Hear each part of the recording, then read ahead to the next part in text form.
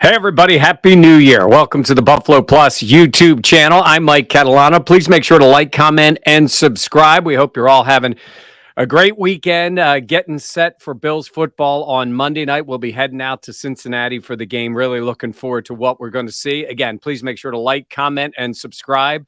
We appreciate all of our subscribers and everybody who tunes in here to the Buffalo Plus YouTube channel. So for Dan Fates, Jenna Cottrell, and myself, thank you very much. And we look forward to a big 2023, beginning with this game on Monday night. And it's a great matchup. And let's start with our 5 storylines. And it doesn't get any bigger than the ramifications of this game on Monday Night Football. We all know it's a test. We know it's the type of teams that should be matched up that just haven't happened between the Bills and the Bengals. We know what it means in terms of the conference, right? I mean, you want to get that top spot. That's where the Bills are right now. They win the game. You guys know this. They win the game. They're going to likely be number 1, just the Patriots standing in their way that last game of the regular season. You lose the game, and there's a very good chance you drop down to number 3. And that's just a massive difference. We all know this. And we talked to the Bills players about it. And you know the way the Bills players are about everything. We even joked with it. It's the biggest game because it's the next game. It's the biggest game because it's the next game. I get that whole part. But as we've talked about here before, that's true. Mitch Morris sort of described this in far as preparation for the game is concerned. But the result matters more than other results. And at this part of the year, the result matters to who likely is going to get that bye and be the number 1 team. So I'm looking forward to how this all maps out. Now, winning doesn't guarantee you're going to the Super Bowl. Losing doesn't guarantee you can't get there. The Bengals got there, and they were not a top 3 seed last year, and they found themselves, right? They were behind the Bills. They were, and obviously they won in Kansas City, so they've been that way. And speaking of that, I just said that about the Bills, right? You will rarely hear a word that even gets close to actually saying anything of confidence or cockiness when it comes to the Buffalo Bills. They're just not wired that way. What they feel and what they say sometimes are 2 different things, right? I don't know how they really feel, but you better believe they think they're the best team in the conference, right? You have to feel that way. But you won't hear them say it. That's just the case, man. They will not say what they're going to do in the game. Now, it's a little different with the Bengals. So let's start with this. This one came out this week. Joe Mixon was asked about matching up with the Bills in this game. Huge game. These teams coming together. And even though they're the 3rd seed right now in the AFC, they're at home on Monday night. Here's Joe Mixon. We ready for every opportunity that comes to us. And at the end of the day, what people, got to realize and understand is, like, we're the big dog of the AFC. And that's just what it is. And, for anything to go happen or anything to happen, it go through us. All right. At the moment, it doesn't. When he says go through us, when I say it doesn't mean it's not in Cincinnati. But again, I think that's that confidence that comes from going into Kansas City and winning last year in the championship game and going to the Super Bowl. By the way, I think they should have won the Super Bowl. I didn't think the Rams were really that good. But beyond that, we saw what ended up happening last year. And this is a team that struggled early, but they have confidence, absolute confidence. So we talk to Josh Allen all the time, and I know he's confident in his abilities, and I know he's confident in his team. He just doesn't really express it in that way, which is kind of fascinating because we laugh, but you guys hear at the news conferences with Josh, he'll just get right into that cliche, whatever it is.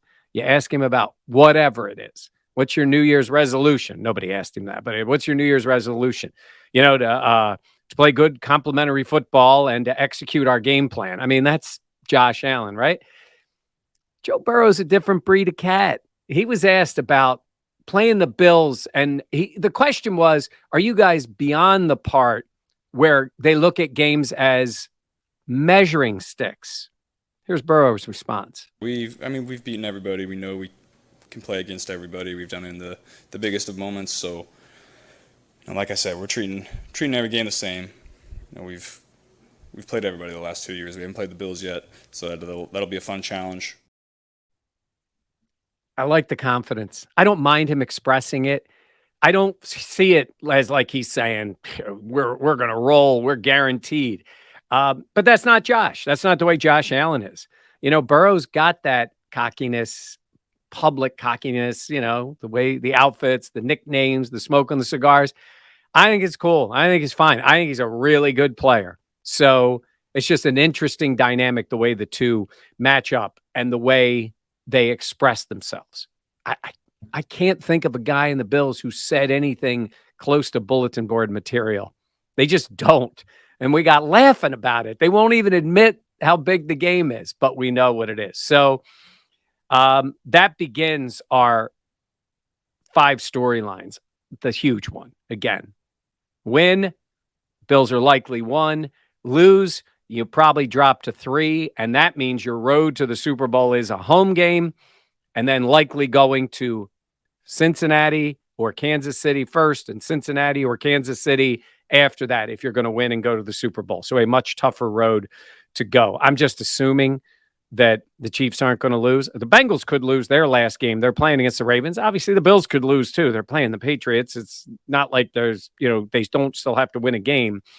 But I don't know what the Raiders are doing. So I don't see Kansas City losing that last one. But hey, it's the NFL. You never know. So let's continue with that. I mentioned about Burrow, right?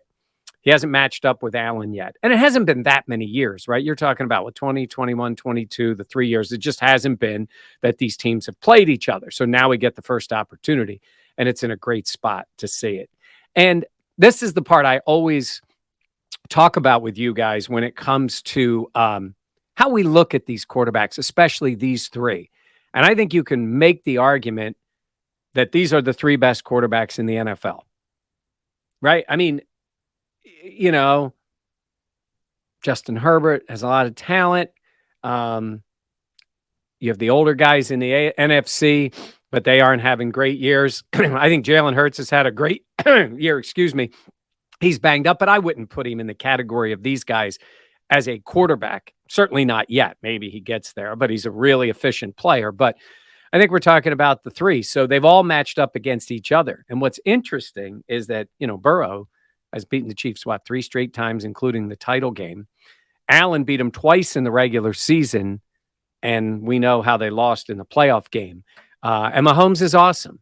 And that's why you guys know who I'm talking about, goes into, speaking negatively about the other guys to prop the third one up. If you wanted to say Joe Burrow is the best quarterback in football, you can say it.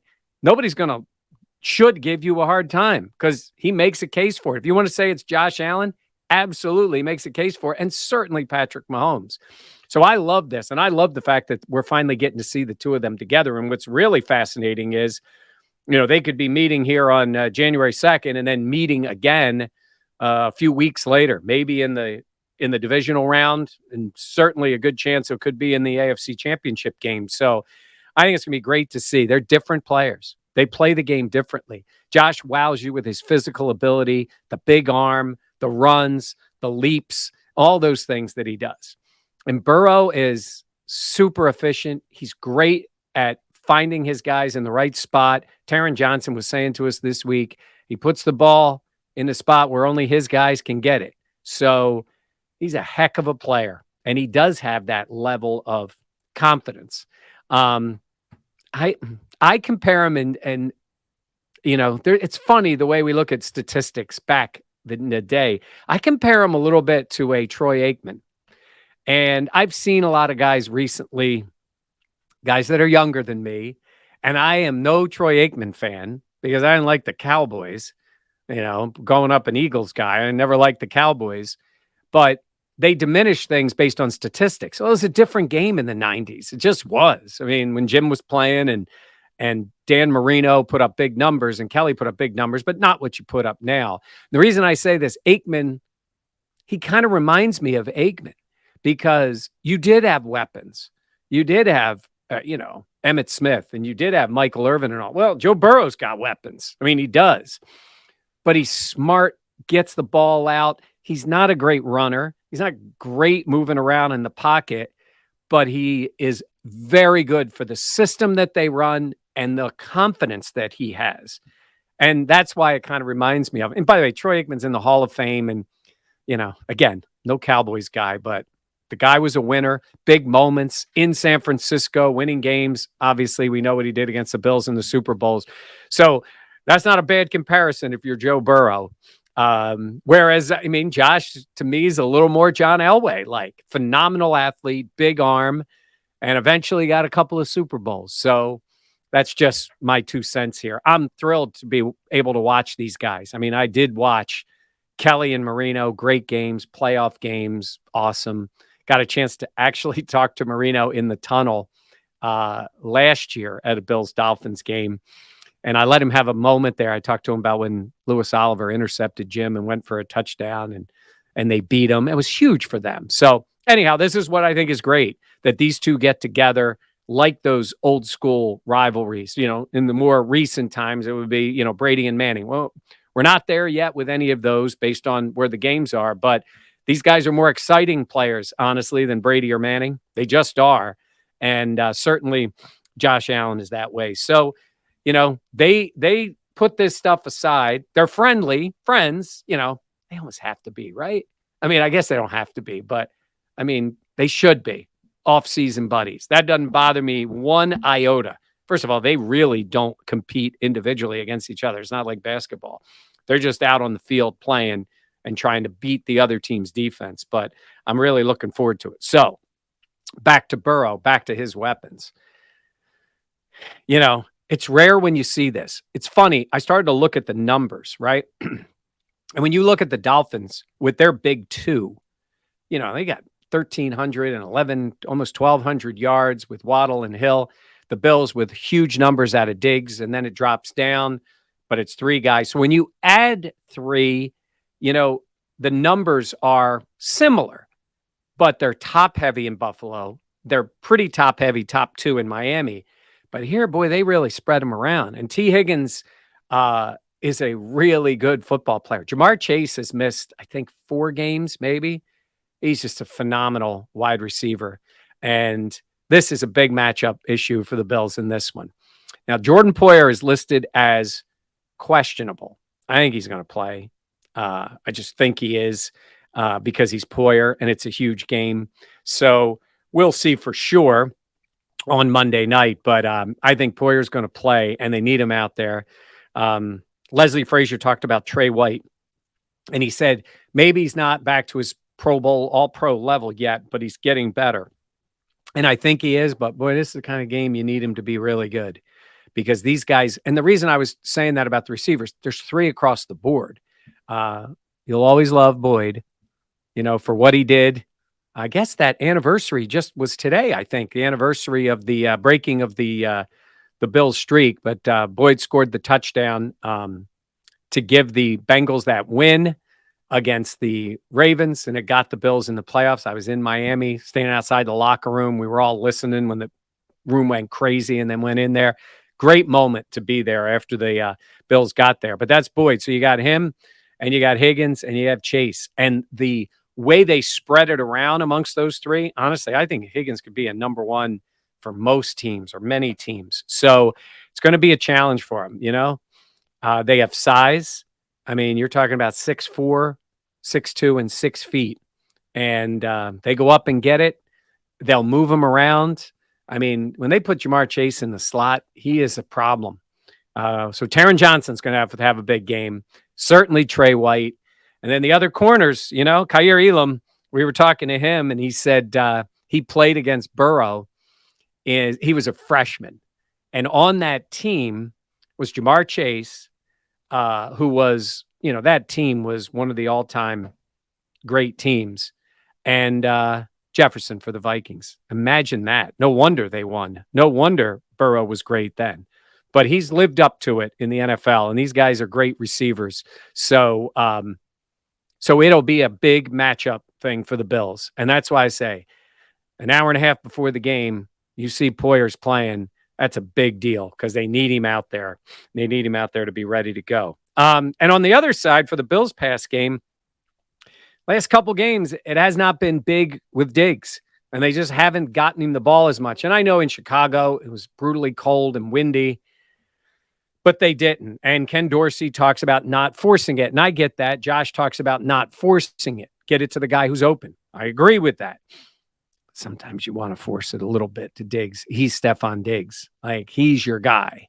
So I think in this game, I think they can exploit some things with the Bengals secondary. The Bengals do not have a great pass rush. They have some good, tough players, but I do not see them as being a great pass rushing team. I think Allen's going to have time, and I think he's going to look for Diggs. Now, that being said, I want to see somebody else step up in this game. You know who we're talking about, right? I mean, Gabe Davis had the biggest game of his career in the playoffs, so we know he can step up in huge moments in games. This is not a playoff game, but for a regular season, it's pretty big. Somebody's got to step up. Somebody's got to make some plays. And, you know, maybe it's Isaiah McKenzie. Maybe it's Cole Beasley catching out of the slot. But I think you got to get the ball to Diggs, and you have to have one of those other guys step up in this game. I mean, it's an offseason issue for this team, getting more weapons. Like, you thought it was going to be one thing, and it has not been the case. I think Dawson Knox has played much better. I think he's been healthier, though he's nicked up coming into this one, took that shot on the shoulder when he hit the frozen turf in Chicago. But I think he can be efficient, but I need to see another receiver step up. So let's see what ends up happening coming up on Monday night. But I think that's big for Josh Allen in this game. And I don't talk about it very often because sometimes we feel like it's overblown when the Bills are picking their roster or any other thing about special teams. And then you saw the Chicago game and you're like, fellas, get our act together here. And you're in a game like this, could be really close. Coverage teams were lousy in Chicago. Penalties on returns. I'm not sure what Nyheim Hines was doing in the game because you're trusting him in big moments and in weather, and he struggled in that game. So I'm not worried about, Tyler Bass will be fine. That wind was crazy. He's the least of my worries with this team. He's going to make big kicks for them. But when it gets to this point, and it's all like playoff games because the implications are so big, you want to see the special teams just don't hurt them. Don't run into the kicker like they had. Don't misplay punts and take the ball at the goal line. Don't hold and take your team back when it was the one good return Hines had in the game and end up starting at your own 10-yard line and field position be a problem. So let's see if the special team steps up because that has been a real issue for this team. Good news is Mitch Morse is back for the offense. That's big. They need him. The offensive line needs to play well. I think they need to rely in some part to the run game. I think they'll be able to run it. Let's see what ends up happening in this game. But come on, it's going to come down to these two quarterbacks, and it's going to be fun to see. So we're heading out to Cincinnati, getting ready for this one. We have our show. We'll give you the update on the exact time when our show's going to air here on the Buffalo Plus YouTube channel, probably in the 6:30 Eastern time that you'll see that. So if you're in Rochester, it's going to air on television a little later than that. But right around that 6:30 time. So it's a bit of a preview leading up to the game. And, this is the fun time. This is the fun time of the year, and there's a lot at stake. So it should be a lot for you guys to see. Once again, I want to say, please make sure to like, comment, and subscribe. Wish all of you a happy new year. We have not forgotten when it comes to some things that we're going to be getting online for your ability to buy some hats, some coffee mugs, sweatshirts, all that kind of stuff. It's coming soon. We're working on it. So you can increase your support in Buffalo Plus, and we think you're going to enjoy it. Okay, for our entire team, for Jenna Cottrell and Dan Fates, I'm Mike Catalana. Thanks for watching. Enjoy your new year, and we'll see you as we're on to Cincinnati.